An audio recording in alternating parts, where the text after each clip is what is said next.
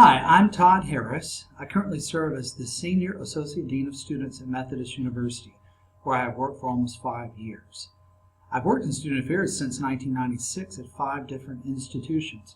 My current duties include oversight of housing and residence life, health services, counseling services, new student orientation, case management, which is dealing with students of concern, and student conduct.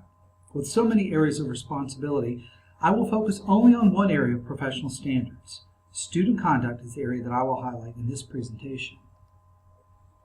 First, I would like to share, as most of you likely know, that standards for multiple functional areas in student affairs have been developed by the Council for the Advancement of Standards in Higher Education, known as the CAS standards.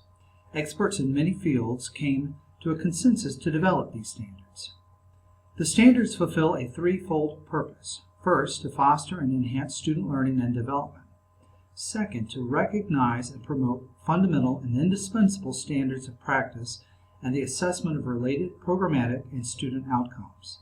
And finally, to provide a foundation to develop, guide, assess, and improve programs and services.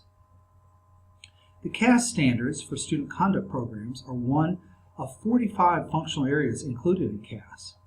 Although these standards are unenforced, they are considered best practice.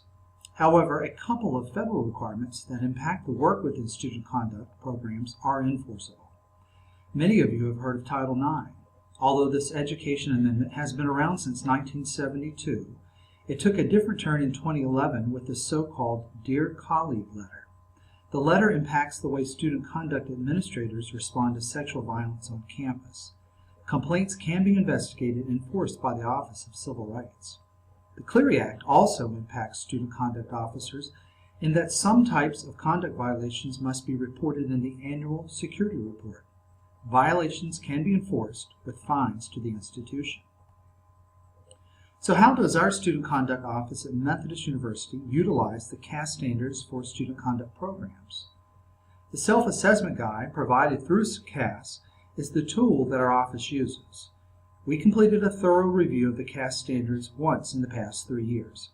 However, as policies or procedures are altered or added, we have used the standards to determine if we are meeting best practice standards.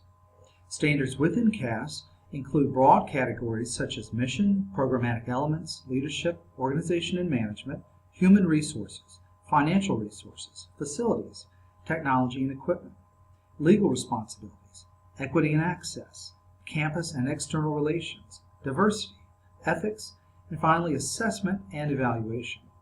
As you can see, CAS provides a thorough list of standards that touch on all areas impacting student conduct programs.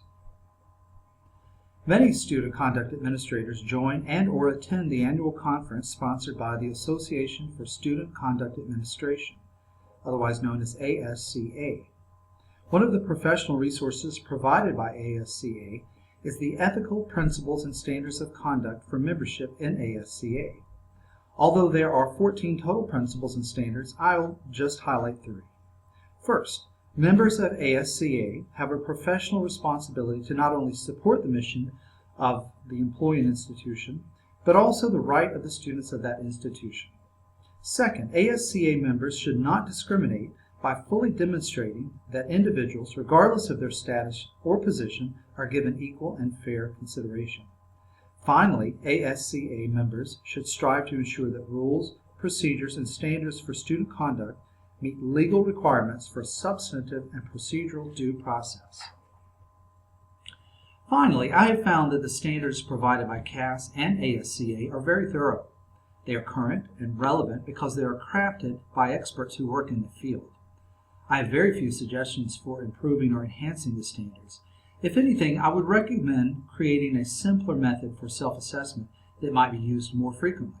Perhaps this would be an abridged version that would take less time to complete. Although the CAS standards do recognize ways to support student learning by encouraging student conduct administrators to connect students to other resources on campus, the standards could also better recognize the internal interconnection between offices. In other words, when conducting a sexual violence case, there are not necessarily a number of different offices may not need to be involved or informed behind the scenes. The institution's legal counsel, clery administrator, or public affairs officer may need to be brought into a discussion, for example. Finally, older students, those over 35, respond quite differently to student conduct procedures. It may be that there are nuances to the CAS standards that could address effective ways to appropriately apply conduct proceedings and sanctions to these individuals.